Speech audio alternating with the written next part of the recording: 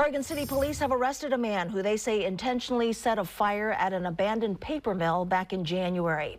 Police arrested Christian Gannon Dukes earlier today. They say he's responsible for setting fire to an abandoned building at the Blue Heron Paper Company on Main Street. This happened on January the 30th. The building was destroyed and smoke lingered in that area for some time afterward.